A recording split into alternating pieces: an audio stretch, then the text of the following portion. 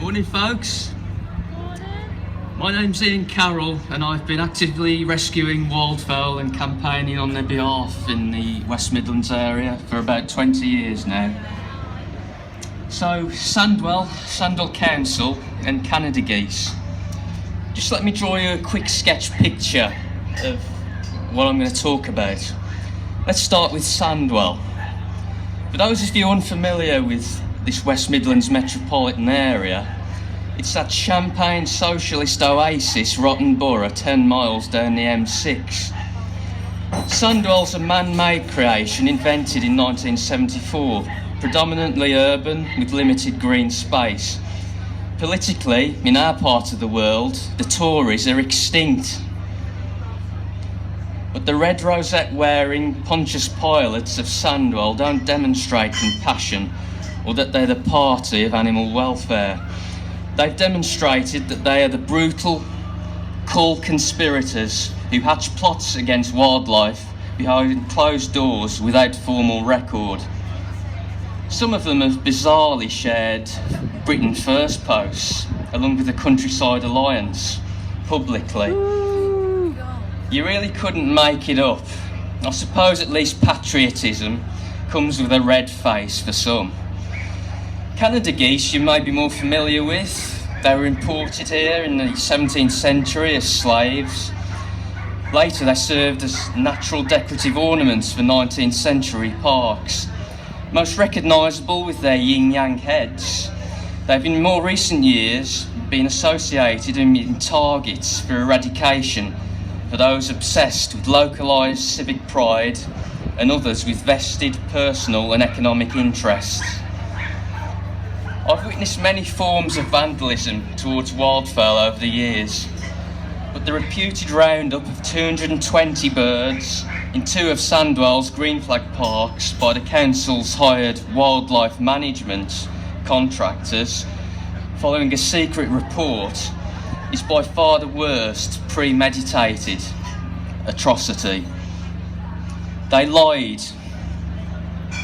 and they claimed that the geese were being relocated to an RSPB nature reserve in West Bromwich.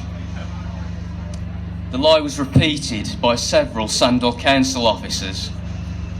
They even sent me pictures of the release, which would be illegal under the Wildlife and Countryside Act, such as the prejudice expressed to Canada geese, as well as countless other so-called non-native species. But when challenged on this, they stated that the contractors had in fact broken their necks, one by one, inside the adjacent Forge Mill Farm tourist attraction, where they breed turkeys for the table, and I'm also told sold imported foie gras in the shop there. They're just blind to the irony of that. They also lied about egg pricking and to control numbers, when in fact they hadn't been doing this, and also amplified complaints by members of the public when questioned, which just amounted to just 8 in 5 years in the two parks. They fail in their parks to cull turds instead of birds. This campaign, Save Our Sandwell Canada Geese, to stop any further culls, has the support of animal aid and bird lovers, and hopefully there's been enough pressure put on the council to rethink a non-lethal plan instead of ill-conceived culling. A recent council questionnaire revealed that people surveyed rejected culling, but there's no consultation before the culls took place, however, therefore denying anyone the chance to defend birds. You can read more about these events at saveoursandwellcanadageese.org.uk. Unfortunately, however, the problem is a much wider one. The prejudice towards so-called non-native species is propagated by faceless civil servants in government whose native origin is not questioned by DEFRA, Natural England or anyone else.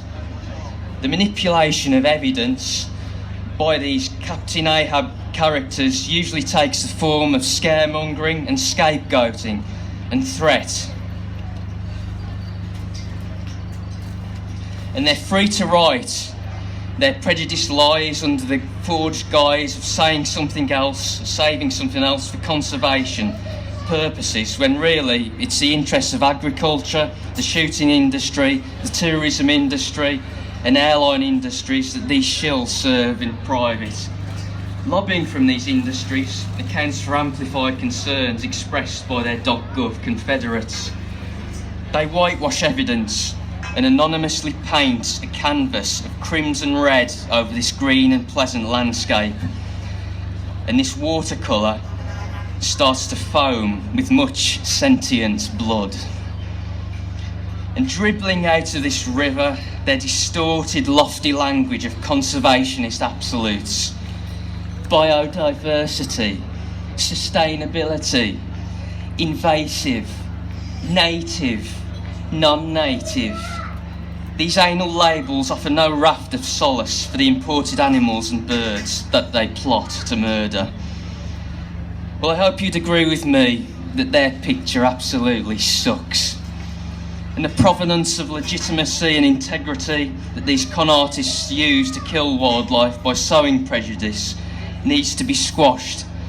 And today, I'd like to start a discussion with like-minded people as to how that could best be achieved.